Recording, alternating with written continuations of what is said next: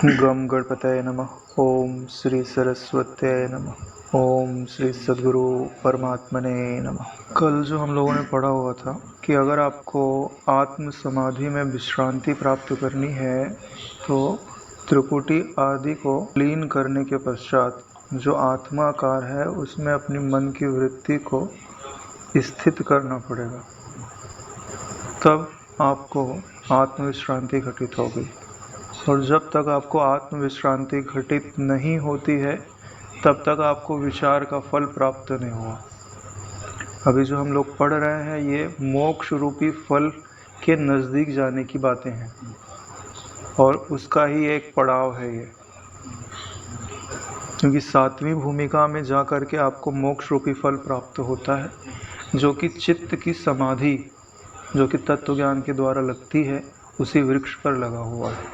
तो जब तक आपको आत्म समाधि नहीं घटित होगी तब तक तत्वबोध की तो बात ही छोड़ दीजिए, ठीक है। क्योंकि हर चीज़ का एक उद्देश्य होता है। तो तत्व का उद्देश्य क्या है कि आपको एक ऐसी विश्रांति प्राप्त कराना कि जो फिर आपकी जितनी थकान है जन्म जन्मांतर की वो उतार दे और फिर आपको परेशान करने वाला कोई दूसरा तत्व न रह जाए। तो दूसरा तत्व जो है जिसको अपन द्वैत बोलते हैं, तो तत्व ज्ञान में उसी को क्या कहा जाता है कि यह मिथ्या है, केवल दिखने मात्र है। तो जो आप में दुख पैदा कर रहा था वह मिथ्या हो गया, तो अब आपके लिए दुख उत्पन्न करने वाला कोई बचा नहीं।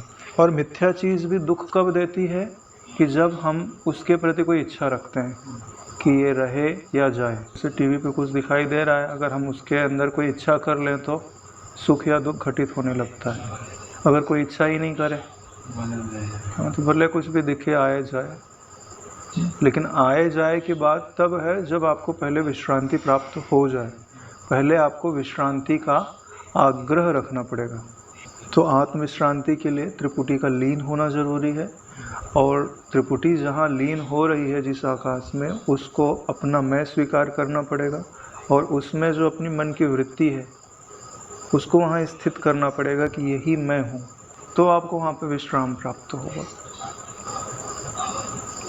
और इस विश्राम में जो बाह्य जगत के पदार्थ हैं, दृश्य पदार्थ हैं, उनसे विरक्ति होगी, तभी यहाँ पर आत्मस्थिति होगी। और जहाँ पर आप अभी विश्राम प्राप्त कर रहे हैं वहाँ ज्ञान है, वहाँ आनंद है, वह एक है और वह रस स्वरूप है। इसी को क्या बोलते हैं? चिद आनंद एक रस। तो आपको इन सारी चीज़ों का वहाँ अनुभव होता है। जब आपको वहाँ रस का और आनंद का अनुभव होने लगता है फिर चित्त वहाँ से च्युत होना नहीं चाहता, वहीं लगा रहना चाहता है। तो इसी को जो तत्वज्ञानी लोग हैं वो ब्रह्म का स्वभाव कहते हैं, यानी चिद आनंद एक रस तत्व में अपने मैं का पहचान होना और वहीं मन की वृत्ति का स्थिर हो जाना, इसी को तत्वज्ञानी लोग ब्रह्म का स्वभाव कहते हैं। और जो ऐसा अद्वय पद है उसमें यदि दृश्य पदार्थों का स्पंदन हो या दृश्य पदार्थों की ओर वहाँ उठने वाली संबित चेष्टाशील होने लगे तो इसी को अज्ञान कहा जाता है। और जिसको बोध हो जाता है उसको वहाँ इतना शांति, इतना रस प्राप्त होता है कि दृश्य पदार्थों में जो आसक्ति है वह उसको कटु मद्य की तरह लगने लगती है। जैसे कड़वे मदिरा हो तो ये दृश्य पदार्थों में जो हमको थोड़ा सा सुख लगता है अज्ञान काल में, जब स्वरूप का रस प्राप्त होता है तो ये कड़वा लगने लगता है या नीरस लगने लगता है। वैसे भी देखिए बाहर जो भी सुख प्राप्त होता है उसके लिए कितना परिश्रम है, परिश्रम है कि नहीं? बहुत परिश्रम। जैसे स्त्री सुख है तो उसके लिए कितना प्रयास करना पड़ता है आजीविका के लिए, और भी वो सुख कितनी देर ठहरता है। फिर इस शरीर को संभालो, दूसरे के मन को संभालो, उसके शरीर को संभालो, फिर बुढ़ापा आ जाता है। तो कड़वा ही हुआ ना, रंच मात्र आपको सुख दिखाई देता है और आगे पीछे जो है दुखों की परंपरा लगी हुई है, जिम्मेदारियों की परंपरा लगी हुई है। यही कारण है कि जो दृश्य में रखा हुआ सुख है उसके लिए परिश्रम बहुत अधिक है। सुख रंच मात्र दिखता है, लेकिन हृदय में आते आते वह भी शून्य ही हो जाता है। यानी हृदय में जैसे रखोगे वैसे कब आया कब गया पता नहीं चलता। अरे भाई, इतने बार हम लोगों ने अच्छा भोजन किया होगा, स्वाद भोजन किया होगा, तो उसका जो सुख हृदय में गया था तुरंत मात्र भी अभी नहीं है। तो हम तो हैं अविनाशी, सदा रहने वाले, और ये सुख जो है वो क्षण मात्र भी रहने का वादा नहीं कर रहे। बोले हम तो भैया आएंगे और दिखेंगे और चले जाएंगे, रहेंगे नहीं। तो भैया इनके साथ संबंध रखने से कुछ फ़ायदा होने वाला नहीं है। जो शाश्वत है उसको अगर कुछ शाश्वत मिले तब उससे उसका पेट भरे। शाश्वत का पेट शाश्वत वस्तु को खाने से ही भर सकता है। शाश्वत को शाश्वत से ही आनंद आ सकता है, नहीं तो नहीं आ सकता ना है। उसको धोखा दिया जा रहा है। तो अब इसी चीज़ को जो तत्व ज्ञान में ध्यान घटित हो रहा है, वास्तव में ध्यान है नहीं। जैसे दूसरी जगह ध्यान किया जाता है वैसे तत्व ज्ञान में ध्यान किया नहीं जाता। तत्व ज्ञान में ध्यान दिया जाता है। ध्यान करने में और ध्यान देने में क्या अंतर है कि जब कोई वस्तु ना हो, यहाँ प्रत्यक्ष ना हो, और उसको हमें लाना हो, मन के अंदर बनाना हो, तो उसकी आकृति की भावना करनी पड़ती है। जैसे आपको चित्त में अभी बोल दिया जाए कि किसी देवता का ध्यान करिए, वो देवता तो उपलब्ध नहीं है ना आपको, तो उसको उसके विग्रह का वर्णन किया गया, आपको फोटो दिखाई गई, तो भाई आप इसको देख करके अपने चित्र के अंदर इसका चित्र बनाओ, चित्र के अंदर इसकी फोटो का भाव करो। किसी को तो तत्र प्रत्यय एकतानता ध्यान बोलते हैं, लेकिन तत्व ज्ञान में ऐसा नहीं कहा जाता। तत्व ज्ञान में क्या कहा जाता है कि ध्यान से देखो कि जो समस्त वृत्तियाँ उठ रही हैं वो कहाँ से उठ रही हैं। तो बोले एक निर्विषय आकाश है, एक निर्विषय ज्ञान रूप आकाश है, उसी में चित्त वृत्तियाँ उठ रही हैं। तो बोले चित्त वृत्तियों को मत देखो, उस आकाश को ही देखो। और वो ज्ञान रूप आकाश है, वो तुमसे पृथक नहीं हो सकता, क्योंकि सत और चित अलग नहीं हो सकते। और समस्त वस्तुओं का जो अधिष्ठान है वो सत कहा जाता है। अरे भाई, ये आकाश बदल नहीं रहा ना, तभी तो इन वस्तुओं को धारण करके रखा हुआ है। तो यह जो अबदल आकाश है, अबदल चिदाकाश है, उसी को तो सत्य बोलते हो। वह आप से अभिन्न है नारायण, यानी ये समस्त दृश्य आप में ही दिखाई देता है। तो आप अपने आप को ही देखो। तो इसके लिए किसी आकृति को जो कहीं देश और काल में है वहाँ से उसकी भावना करने की ज़रूरत नहीं है। जो है उसको देखो, जो नहीं है उसको देखना, ये प्रत्यय का ध्यान हुआ। ठीक है, वहाँ ध्यान करना है। और जहाँ वस्तु उपलब्ध हो और केवल उसको देखना हो, उसमें वृत्ति स्थिर करना हो, तो इसको ध्यान करना नहीं बोलते, इसको ध्यान देना बोलते हैं। यही कारण है कि तत्व ज्ञान में जो ध्यान होता है वो ध्यान देना होता है। कि यदि बार बार अपने स्वरूप के अनुसंधान को ही आप ध्यान समझते हैं, यानी ये अनुसंधान है जो अभी हम बोल रहे हैं ना कि नाम और रूप को ना देख करके नाम और रूप के अधिष्ठान को देखो, तो इसी को क्या बोला जाता है? अनुसंधान। अनुसंधान यानी रिसर्च, नहीं जो पहले से विद्यमान है उसको खोज के निकालना, इसी को अनुसंधान बोलते हैं। एक होता है आविष्कार और एक होता है अनुसंधान, खोज। तो स्वरूप की खोज होती है, अनुसंधान होता है, आविष्कार नहीं होता। क्यों? क्योंकि इसको बनाया थोड़ी जा रहा है, कहीं से लाया थोड़ी जा रहा है, परिमार्जित भी नहीं किया जाता। क्योंकि उसमें कुछ मिलने की संभावना नहीं है। परिमार्जित चित्त को किया जाता है जिसमें मिलावट होती है, शुद्ध चैतन्य में मिलावट नहीं होती। जो माया की चीज़ है उसी में मिलावट होती है। जो माया से अतीत है, देह से अतीत है, इंद्रियों से अतीत है, उसमें कौन मिलाने जाएगा नारायण? गंदगी अंतःकरण में रहती है ना।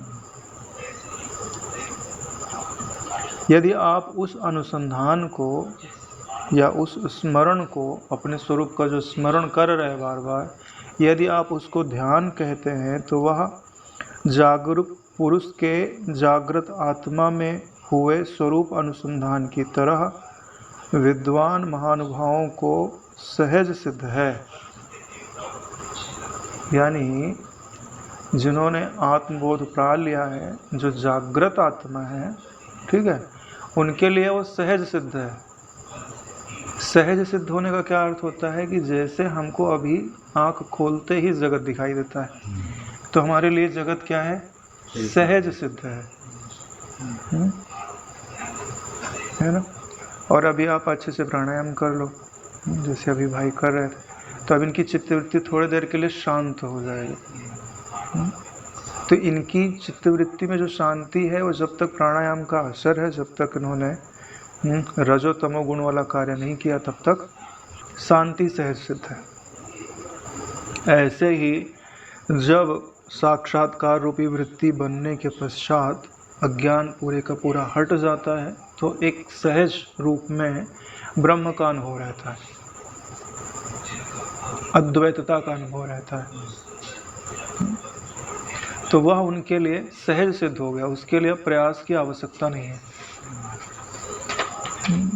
इसके लिए 41वें श्लोक में कहते हैं कि तृष्णा रहित आत्मनिष्ठ होने के कारण तीनों ऐष्णाओं का त्याग कर चुके तत्वज्ञानी योगी का ध्यान इच्छा न रहने पर भी अपने आप स्वयं होता रहता है। यानी कि जो तृष्णा रहित है, आत्मनिष्ठ है, और तीनों ऐष्णाओं का, स्त्री ऐष्णा, लोक ऐष्णा और धन ऐष्णा का त्याग कर चुका है, ऐसा जो तत्वज्ञानी है, अगर वो ध्यान ना करने की इच्छा करे तो भी उसका ध्यान है, सदैव ध्यान है, उसका स्वभाव बन जाता है। और वो ध्यान कर नहीं रहा नारायण, जो उपस्थित है उसको देख रहा है, जो उपलब्ध है उसको देख। जैसे आप अभी मिठास के लिए शक्कर खाओ, ठीक है, तो क्या आपको मिठास के लिए ध्यान करना पड़ रहा है क्या? पता है मिठास सिद्ध है ना। ऐसे ही जो स्वरूपस्थ हो गया, वो उसका अपरोक्ष अनुभव हो गया। इसके लिए शंकराचार्य जी ने एक बुक लिखी हुई है, अपरोक्ष अनुभूति। कभी समय मिलेगा तो अपरोक्ष अनुभूति पे एक बार चर्चा की जाएगी। 2 बुक तो मैंने रखा हुआ है, एक विवेक चूड़ामणि, एक अपरोक्ष अनुभूति। क्योंकि विवेक चूड़ामणि तो बहुत आवश्यक है, क्योंकि जो बेसिक है तत्व ज्ञान का, कि कहाँ से क्या पात्रता होने पर तत्व ज्ञान में गति होती है, वो विवेक चूड़ामणि है। पहले उसको पढ़ना चाहिए, अच्छे से समझना चाहिए, तो आपको हर चीज़ की परिभाषा एकदम बिल्कुल स्पष्ट हो जाएगी। विवेक किसे कहते हैं, वैराग्य किसे कहते हैं, मुमुक्षा किसे कहते हैं, शम दम तितिक्षा आदि जो षड संपत्ति हैं, उनकी क्या परिभाषा होती है, क्या लक्षण होते हैं, कैसे किया जाता है, ये सब जो है वो विवेक चूड़ामणि में होता है। ये सब क्या याद नहीं रहता ना, इसलिए कई बार काम नहीं आते पढ़ने। हाँ, स्मृति में नहीं रहता तो काम नहीं। तो एक बार अच्छे से चर्चा कर लेंगे तो वो हर चीज़ क्लियर हो जाएगा कि भाई क्या है। और एक बार सुन भी लिया ना उसको अच्छे से, तो उसका एक खाका अपने मन में बन जाता है। अगर वो भूल भी जाए तो जब भी कहीं उसकी बात निकलेगी, आपको स्मृति में आ जाएगी कि हाँ ये बात ये है। तो जो तत्वज्ञानी है उनका ध्यान स्वयं अपने आप बिना इच्छा के होता है। आत्म स्वरूप अनुसंधान रूपी ध्यान तो तृष्णा आदि विक्षेप के कारण ही स्फुरित होता है। आत्म अनुसंधान रूपी ध्यान तो तृष्णा आदि विक्षेप के होने से ही स्फुरित होता है। यानी आपको तृष्णा यानी वासनाएं हैं, और वासनाओं के कारण ही मन में क्षोभ होता है। जो आपको विक्षेप होता है ना, अभी बैठो और मन इधर भागता है उधर भागता है, उसका कारण वास्तव में इच्छाएं हैं। इच्छाओं ने ही उसको हिला के रखा हुआ है। अभी शांत पानी है तो अपने आप थोड़ी हिलेगा, उसमें पत्थर मारा जाएगा तभी तो हिलेगा। हम पत्थर भी मारते जाते हैं और इच्छा भी करते जाते हैं कि वो हिले भी नहीं। ऐसे संभव नहीं आ रहा है। ये जो इच्छाएं हैं हमारे चित्त के अंदर, वही वो पत्थर हैं जो चित्त को हिलाती रहती हैं। और क्या कह रहे हैं, यहाँ जो तत्व ज्ञान में ध्यान है उसी को क्या बोला जा रहा है, आत्म अनुसंधान। क्योंकि आत्मा जो है वो अचल है और विमल है, दो गुण हैं। ना वो हिलता डुलता है और ना उसमें कोई गंदगी है। और जब तुम उस पर दृष्टि जमा लोगे तो ना मन में गंदगी रहेगी, ना मन हिलेगा डुलेगा।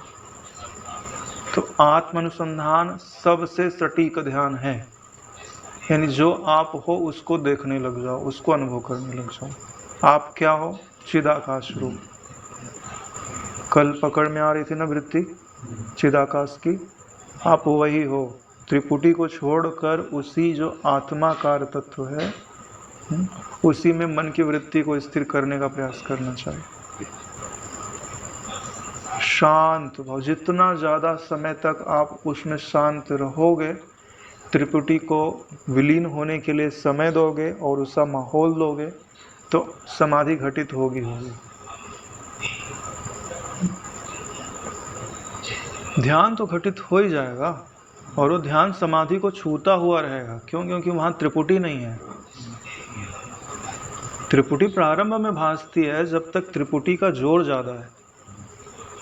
जब आपकी चिदाकाशता की भावना प्रबल हो जाएगी ना, तो त्रिपुटी का जो भाव है वो ढीला होते जाएगा। एक आत्म तत्व ही शेष रहता है। कल ध्यान किए थे ना हम लोगों ने, तो पकड़ में तो आया। अगर अपने को सच में सुबह 1 घंटा अगर दिया जाए, या 40 मिनट से ज़्यादा देना पड़ेगा, मिनिमम 40 मिनट्स, अगर 40 मिनट दिया जाए, यानी उसमें कुछ नहीं करना है। जितना हम लोगों ने समझा है वहाँ तक ज्ञान यानी बुद्धि को रंच मात्र भी प्रमाद नहीं करने देना है।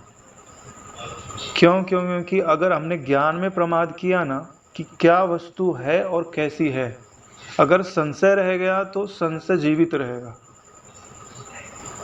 यानी हर चीज़ पे पूरी निगरानी होनी चाहिए। क्या देह का अध्यास यह हमें जा रहा है कि नहीं जा रहा है? कहीं मैं अपने में देह के भाव का आरोप तो नहीं कर रहा हूँ, क्योंकि देह तो मन के भीतर दिखाई देने लगती है। तो देह और देह से जुड़ी हुई समस्त भावनाएं वो वहीं पे रख देनी चाहिए कि जो देह दिखाई दे रही है इसी में संस्कार हैं जगत के, माता के, पिता के, शत्रु के, मित्र के, बंधन के, मुक्ति के। जो इनको देख रहा है वो किसी संस्कारों को संग्रहित नहीं करता। दृष्टा कोई संस्कार नहीं रखता भाई। संस्कार कौन रखता है? चित्त। अगर आप चित्त के नीचे आ गए, हाँ, तो फिर चित्त जो दिखाएगा वो देखना पड़ेगा। अगर चित्त के ऊपर चले गए तो आप जो देखना चाहो वो दिखेगा। कमरे के अंदर आ गए तो जो फैन चल रहा है तो ठंडी हवा लगेगी, अगर ठंडी का समय है तो दुख देगी। तो अगर कमरे से बाहर चले जाओ तो कमरे के अंदर जो आपको सीमाओं में बांधा गया था वो सारी सीमाएं आपके लिए नहीं है। तत्व ज्ञान का फल है कि आपको आत्म समाधि में विश्रांति प्राप्त होने लगे। और आत्म समाधि में विश्रांति आपको तभी प्राप्त होगी जब हम इस जो अभी ऊपर श्लोक पढ़े हैं इस श्लोक के अर्थ का अनुसंधान करेंगे। वो अनुसंधान ही था जो हम लोगों ने कल किया था। अपने आप की पहचान करना और यह को यह में डाल देना और फिर यह को विलीन कर देना, यह को जीवित नहीं रखना। दृश्य होता है तब हम अपने आप को अलग करके रखते हैं क्यों? क्योंकि हमें व्यवहार करना है। अगर हम एकता कर लेंगे तो व्यवहार नहीं हो सकता है। तब हम क्या, तब किस चीज़ की प्रधानता रहती है? व्यतिरेक की। यानी ही कि जो कार्य कर रहा है वो शरीर कर रहा है, इसको मन प्रेरित कर रहा है, बुद्धि प्रेरित कर रही है, और वो ये जो एक पिंड है वो दूसरे पिंडों से व्यवहार कर रहा है। अपने आप को अलग कर दिया। इससे क्या होता है कि जो अभिमान अपने तक आता था, कर्तापने का, भोक्तापने का, या अच्छा लगना है या बुरा लगना है, तो हमने उसको कहाँ डाल दिया? अच्छा लगा तो मन पे, बुरा लगा तो भी मन पे, अपने को अलग खड़ा कर दिया। तो ये हो गया व्यतिरेक। तो जो व्यवहार होता है वो व्यतिरेक प्रधान ही होता है। अगर आपको ठीक से व्यवहार भी करना है और ज्ञान भी जीवित रखना है तो व्यतिरेक की दृष्टि होगी तो व्यवहार भी ढंग से होगा और ज्ञान भी जीवित रहेगा। और जब आप ध्यान करोगे तब आपने व्यतिरेक वाली दृष्टि कर दी ना, तब आपका ध्यान अधूरा रह जाएगा। ध्यान में व्यतिरेक की प्रधानता नहीं होती, ध्यान में अन्वय की प्रधानता होती है।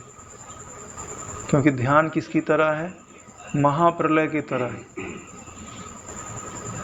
ध्यान किस लिए कर रहे हो? अपनी केवलता के अनुभव के लिए कर रहे हो ना, कि किसी गुफा में छुप जाने के लिए कर रहे हो? पहले समझ लो, अगर आप किसी गुफा में छुप जाने के लिए कर रहे हो तो व्यतिरेक प्रधान ध्यान चलेगा कि भाई वो संसार बाहर बैठा हुआ है, चोर डाकू लुटेरे बाहर बैठे हुए हैं, हम कमरे के अंदर गुफा के अंदर ताला लगा कर बैठ गए।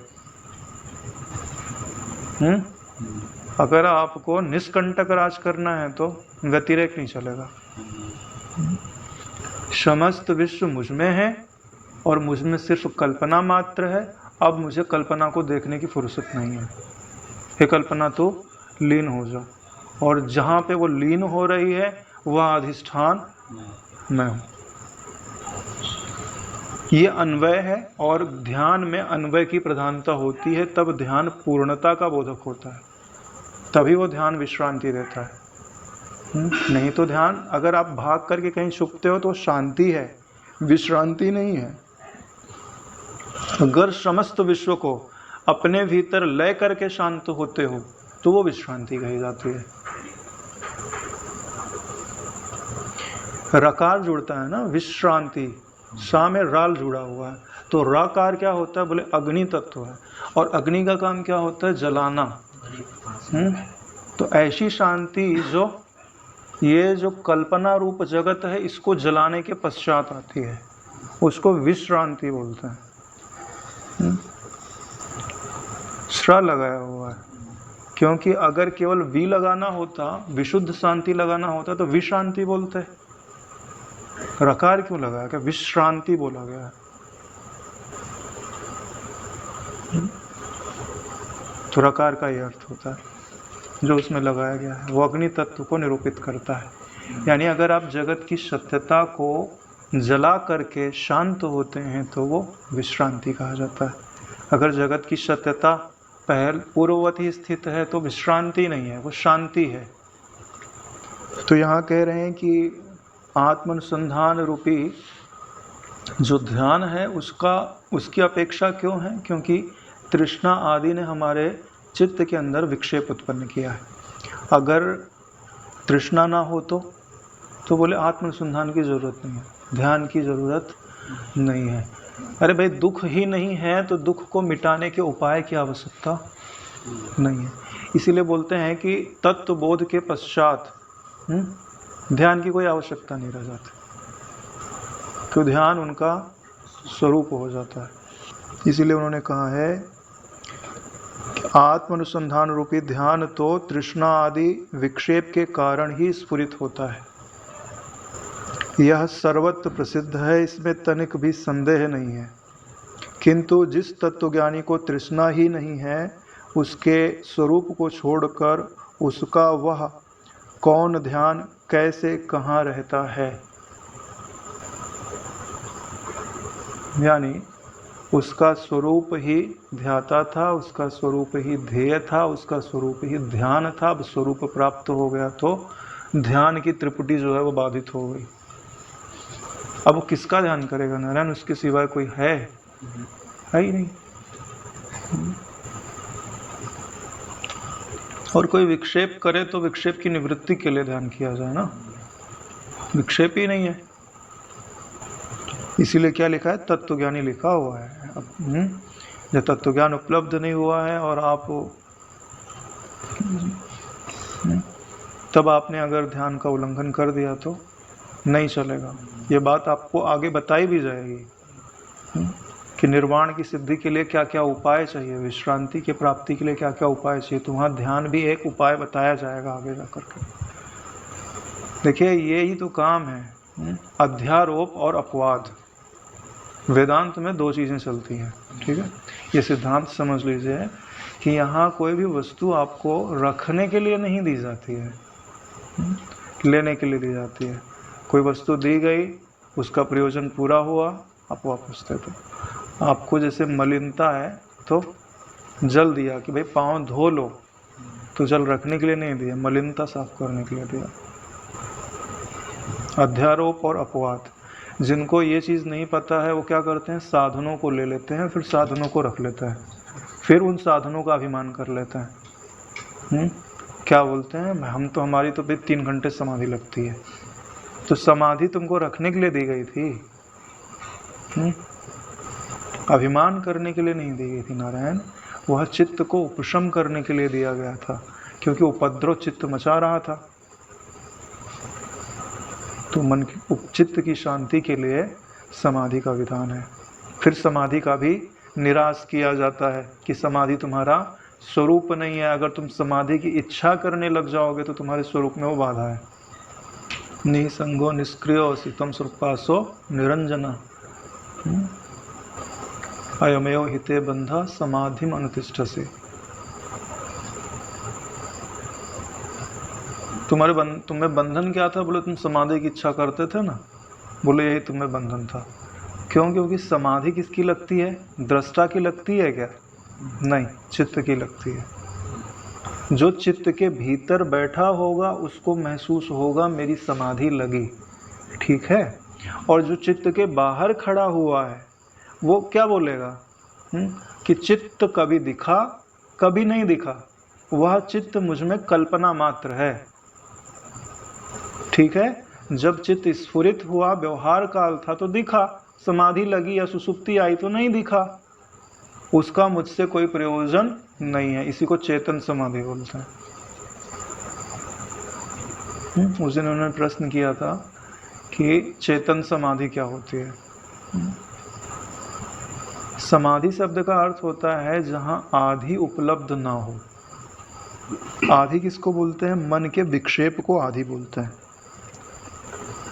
मन का जो विक्षेप है, और किसके कारण विक्षेप है, ये जो प्रपंच दिखाई दे रहे हैं ना, भेद, ये भेद के कारण मन के अंदर क्षोभ होता है, दुख होता है, चिंता होती है, परेशानी होती है। यानी मन हिला ना तो कुछ ना कुछ विपत्ति लेके आएगा। सच बता रहा हूँ। बोले हमारा मन हिलता है और भगवान की आकृति लेके आता है, तो बोले सदा रहेगी? नहीं रहेगी। तो आकृति आने पे तुमको सुख हुआ ना, तो आकृति जाने पे दुख भी होगा।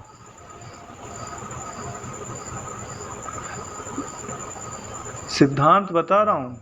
भक्ति में इष्ट की आकृति लाई जाती है तो फिर क्या बोलते हैं, इस आकृति को स्थिर कर दो।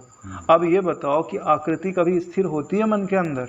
मन अगर स्थिर हो गया तो वो आकार छोड़ देगा। अरे नारायण, अभी मैं बोलता हूँ कि ये जो तुमको चित्त के अंदर आकृतियाँ दिखाई देती हैं ना, ये कैसी बनी हो? भंवर के समान है। अगर मन स्फुरित होते रहेगा लगातार तो आकृति दिखेगी, अगर मन स्फुरित होना बंद कर देगा तो आकृति नहीं दिखेगी। नारायण, भंवर के समान है। पानी शांत हो गया ना तो कोई आकृति नहीं दिखेगी। अरे नारायण, जब तक धारणा करते हो तभी तक आपको आकृति भासती है।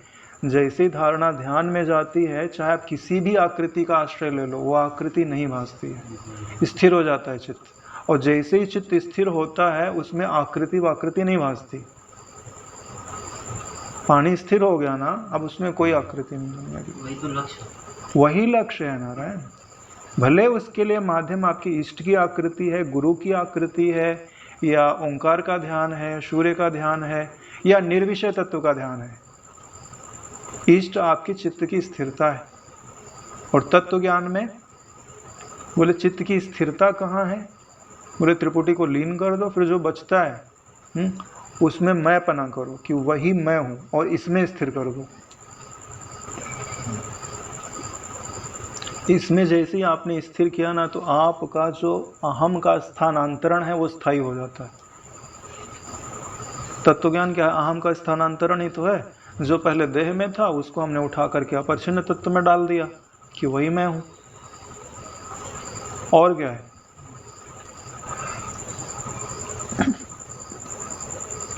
ये श्लोक तो समझ में आ गया कि अब वो ध्यान किसका करेगा, क्योंकि वो अद्वैत पद में भली भांति स्थित हो गया है। आगे का जो श्लोक है वो और अच्छा है। कहते हैं कि ज्ञानी की अथवा ज्ञानी की तृष्णा अनंत है। एक तरफ तो बोले कि तृष्णा ही नहीं है तो विक्षेप नहीं है, ठीक है। और जब बोलते हैं कि अगर उसमें तृष्णा उत्पन्न हो गई तो ज्ञानी का स्वरूप कैसा है? बोले स्वरूप तो उसका अनंत है, तो जो उपजेगा वो अनंत ही उपजेगा ना। अगर ये मान लिया जाए तो, होता नहीं है, ऐसा मान लिया जाए तो ज्ञानी की तृष्णा भी अनंत है, क्योंकि यह स्वयं विभाग रहित अपरिच्छिन्न आत्म स्वरूप से ही उदित होती है। विभाग रहित अपरिच्छिन्न आत्म स्वरूप, यानी कि जिसमें कोई बंटवारा नहीं है कि 2 भाई हैं 4 भाई हैं और अपना अपना पूरा पश्चिम बांट लिया, ऐसा कोई विभाग नहीं है।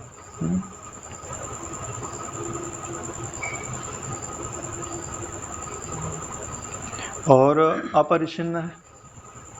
अपरिच्छिन्न किसको बोलते हैं? जिसमें कोई टुकड़े होना संभव नहीं है और अपना स्वरूप है। तो बोले इसमें कोई उदित होगा तो कैसा उदित होना चाहिए? यही रूप होना चाहिए ना। अरे भाई बुलबुला उपजा तो इसमें जो जल है तो उसका गुण भी धर्म भी वही उसी की तरह होना चाहिए। तो बोले अगर इसमें कुछ उत्पन्न होता है, अगर तृष्णा उत्पन्न हो रही तो कैसी होनी चाहिए? बोले अनंत।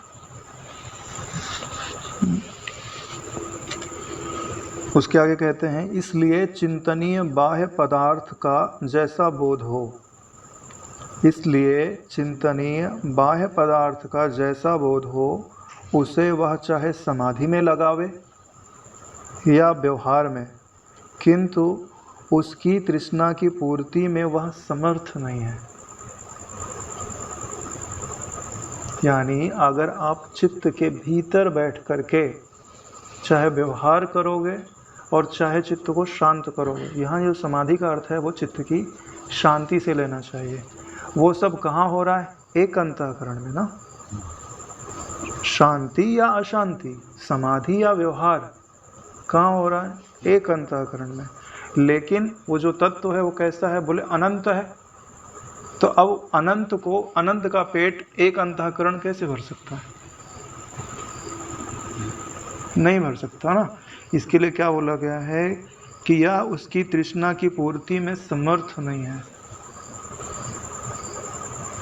अरे नारायण, आपके मन की जो इच्छाएं हैं ना वो ब्रह्म तत्व के साक्षात्कार से ही पूर्ण होती हैं, क्योंकि उसकी इच्छाएं अनंत हैं। जब उसको अनंत मिलेगा तभी पूरी होगी। नहीं कुछ और कोई वस्तु दे करके मन को शांत करा के दिखाओ। विभाग रहित अपरिच्छिन्न आत्म तत्व से उदित होने के कारण उसकी तृष्णाएं अनंत है। अब एक अंतःकरण में कुछ काल के लिए कुछ व्यवहार किया या कुछ काल के लिए कुछ समाधि की, तो क्या उससे उसकी तृष्णा की पूर्ति हो जाएगी? बोले संभव नहीं है। उसके लिए उसे उस तत्व का साक्षात्कार होना चाहिए जहाँ उसे अनंत रस मिले, अनंत ज्ञान मिले, अनंत जीवन मिले। अनंत यानी जिसका अंत ना हो।